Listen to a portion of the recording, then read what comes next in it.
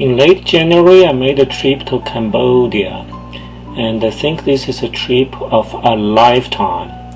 So I get a map of the Cambodia. This is Cambodia. So I arrived at Siem Reap in the evening as walking on the street. I see fruit vendors and I see different restaurants. I see people on the tuk-tuk. And I see shops with foot massage. I see people doing fried ice cream, and I see the local food, snake and spider, and fish foot massage. So next morning, I went to see the sunrise at Angkor.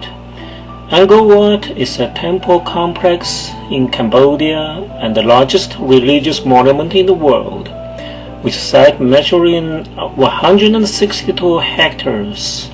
It was originally constructed as a Hindu temple for the Khmer Empire, gradually transforming into a Buddhist temple toward the end of the 12th century.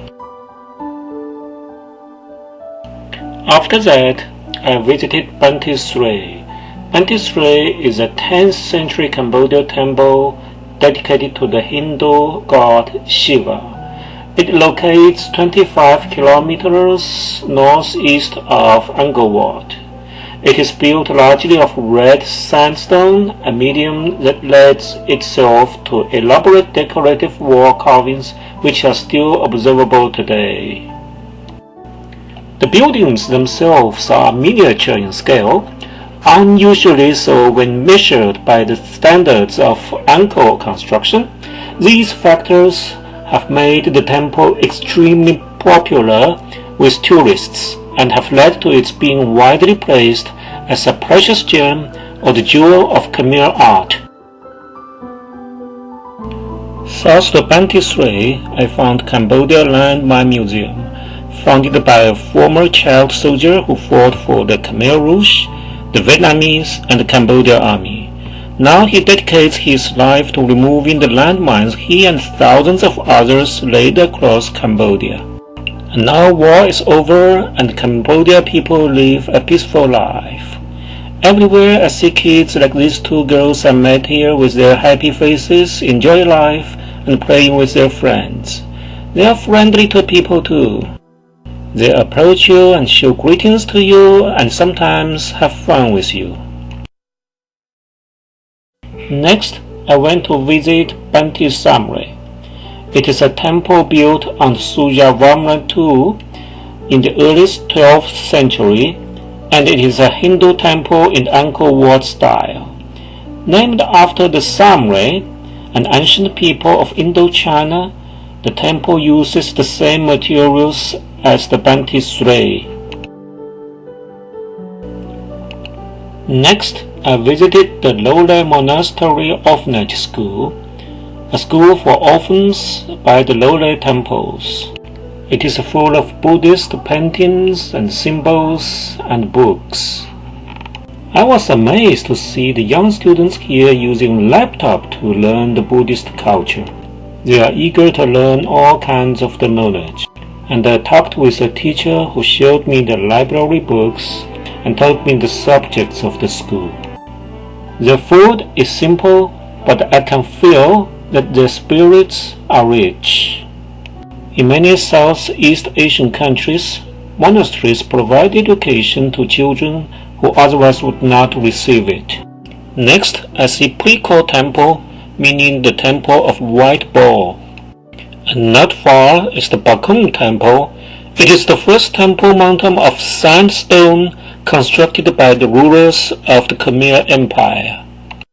In the final decades of the 9th century AD, it served as the official state temple of King Indravarman I in the ancient city of Hariharalaya, located in the area that today is called Rolas.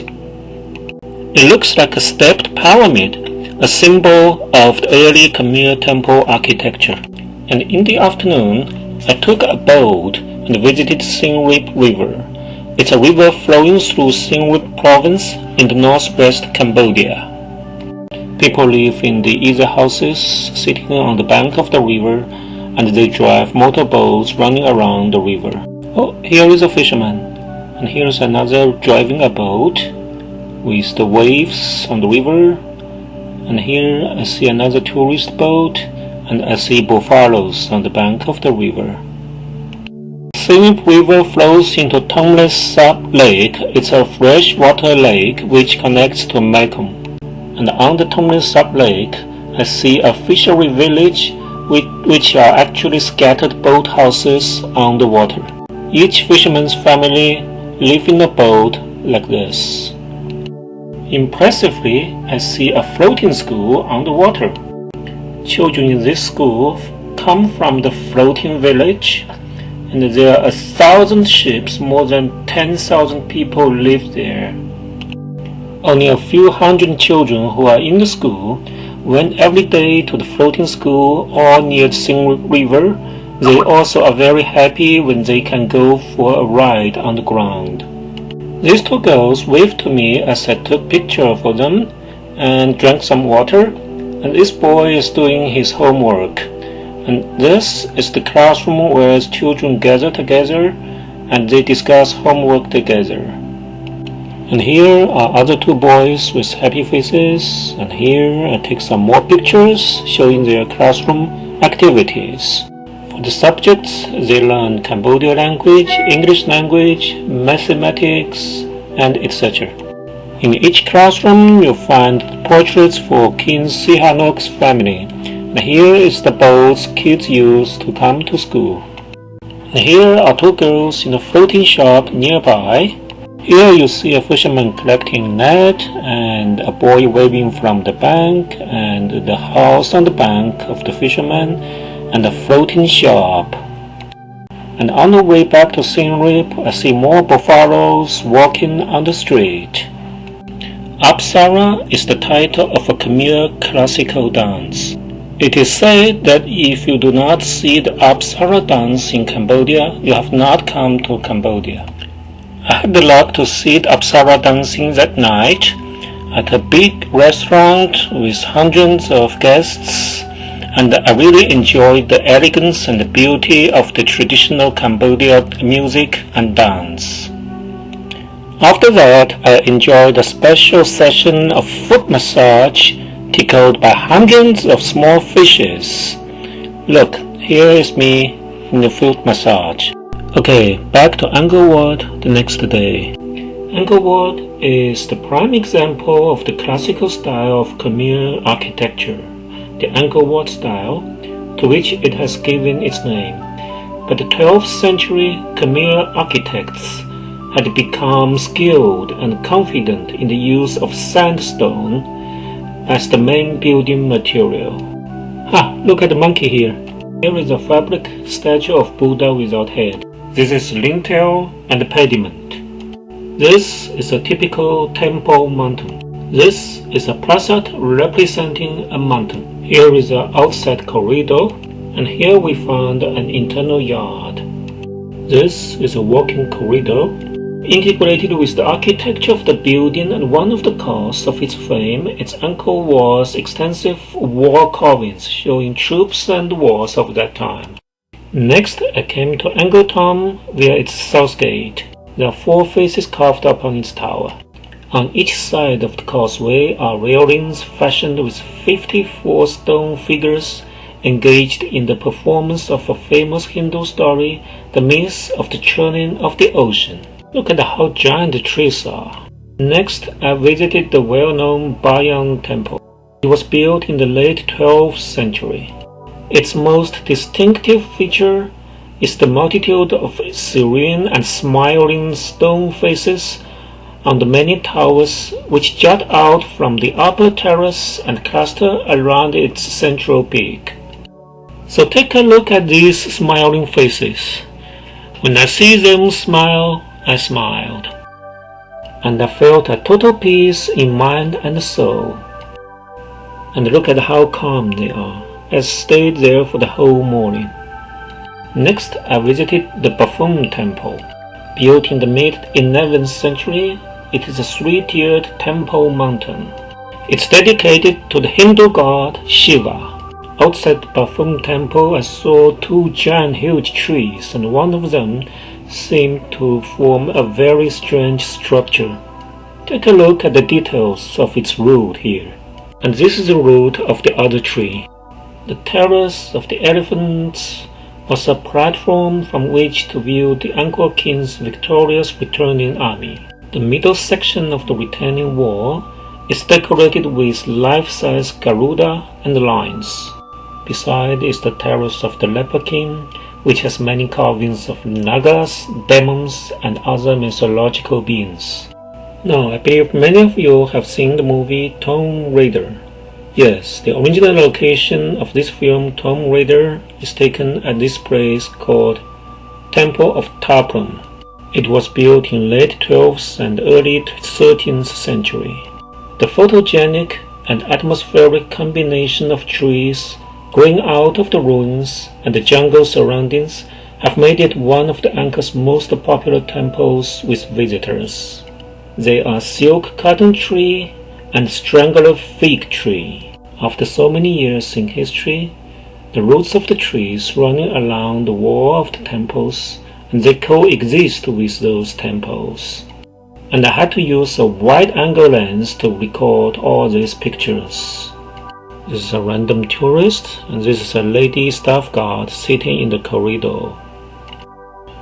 And here is another tourist with her beautiful yellow skirt walking through the temples.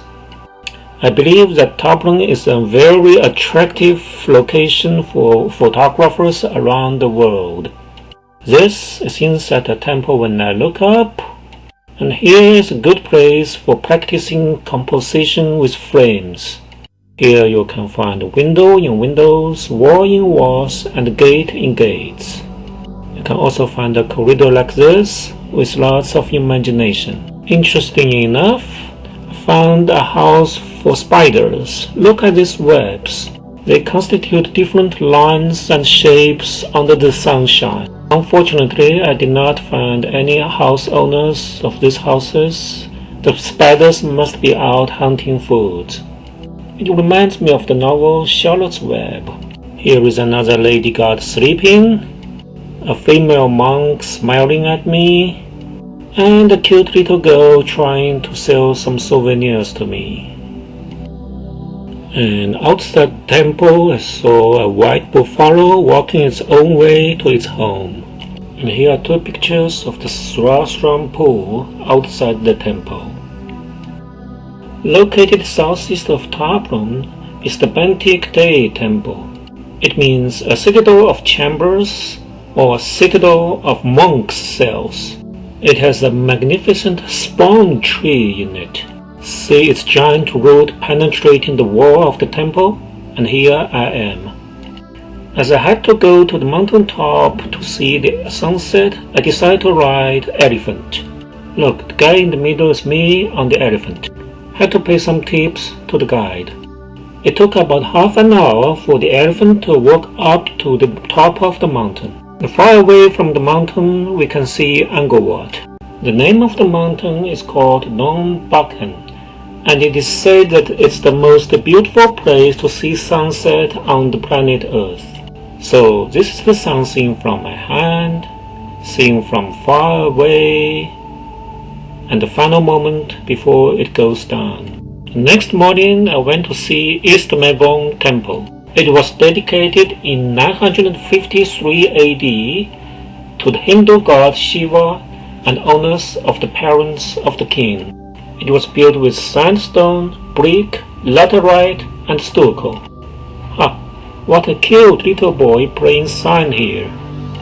And beside, sitting there were two lady guards. When it was first built, the temple located at the middle of a lake, and now it's surrounded by the plain of rice field. And here is a large inner courtyard, which contains 8 small brick towers on each side, opening to the east. And here is the front view of it, and here is a local lady making handicrafts. Next, I saw the Tarsum Temple. The temple was built in the 12th century. It's got a big fig tree going down through the gate blocks. And here's me in front of the tree, And behind me I found this little cute boy sitting on his chair. Nikpin is a modest small island temple designed as an oasis of peace and reflection. The two lovely kids curiously looking at me, and I saw a vendor of oil painting and a victim of landmines. Kids happily playing together or wondering what's going on. And not far is the temple Prikhan. It was built in the 12th century for the king to honor his father. Again you see frame in the frame and a giant tree behind the temple. The west causeway of Prikhan is anchored by a Naga bridge, which represents the churning of the sea of milk. The beheaded figures on the Naga bridge represents gods on the left and asuras on the right. I love the beautiful reflection here. Then, at the south gate of the angle tomb, I saw this elephant slowly walking through the gate. I was thinking, what a good harmony between animal and human beings in this town.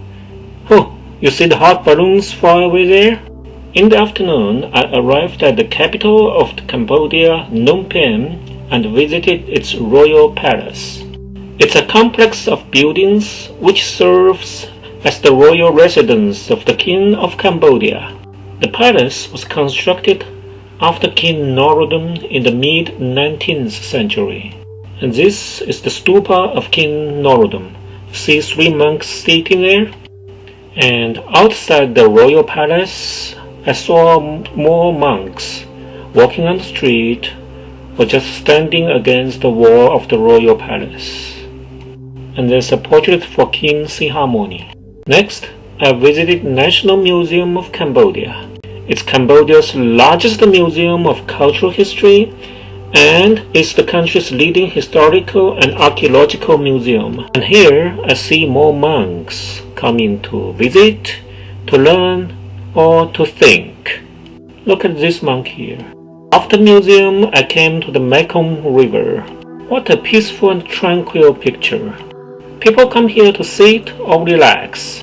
Do you see the little boy sitting on the tree watching the violin player? And I took a boat, sitting on it and waiting for the sunset. It's the Cambodia flag. And now comes the beautiful sunset. And as my boat was moving, it's a fun to see the sun slowly moving over the complex of Royal Palace. And I do love the reflection of the sun in the water. Look at this man on his knees praying to the sun. And here you see the passengers sitting beside me. Here you see more cruise boats. And here is a fisherman boat in the sun reflection. And of course you see birds flying. And you see more small boats floating. Opposite the river stands a newly built hotel. And in front of it there is a floating fishery village. See the sun behind the cranes and on top of the temple and behind the residential building. And the final moment before it disappears. And there is an old man looking at me from his floating home and the king portrait shining in the darkness. The next morning I saw something dark, not in the sky, but in history. It's the Tusram Genocide Museum. It's one of the places where the Khmer Rouge killed hundreds of thousands of people. During the Cambodia genocide between 1975 to 1979, approximately 1.7 million people lost their lives. It's about 21% of the country's population. This is the pagoda containing the skulls, and here is a peace prayer. After that, I took a tuk-tuk and came to the central market of Phnom Penh. It's a large market constructed in 1933 in the shape of a dome with 4 arms branching out into vast hallways with countless stores of goods. Look at the 2 monks up there, a chicken seller on the motorbike, and an old lady with her garage bags. After that, I came to see Wat Unanum. It's the most important Wat of Phnom Penh and the center of Cambodia Buddhism. It was established in 1443 and consists of 44 structures. The main complex houses a stupa that contains what is believed to be an eyebrow hair of Buddha. Here I saw some young monks scattered around. Some even uses a cellular phone, which reminds me how invasive our modern technology is. Here I saw a group of girls practicing Apsara dancing. After that, I took a tuk-tuk and went to see Wat Nom. I came across 2 districts in Phnom Penh, passing many motorcycles like this. Wat Nom was built in 1373 and stands 27 meters above the ground.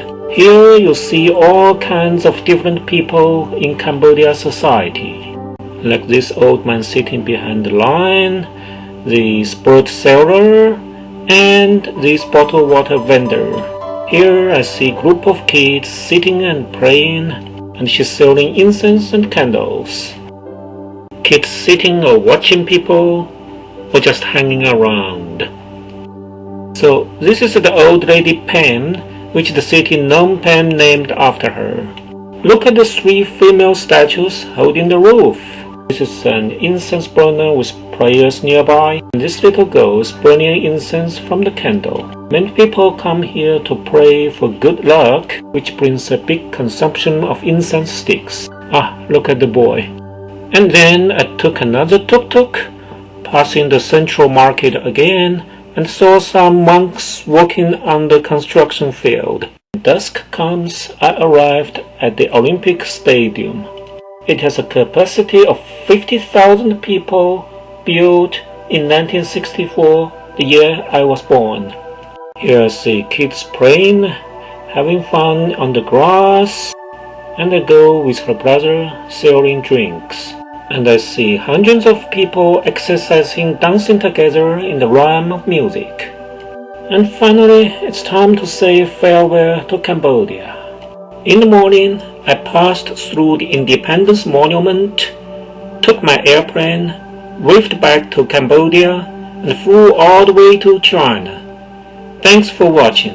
Thank you all.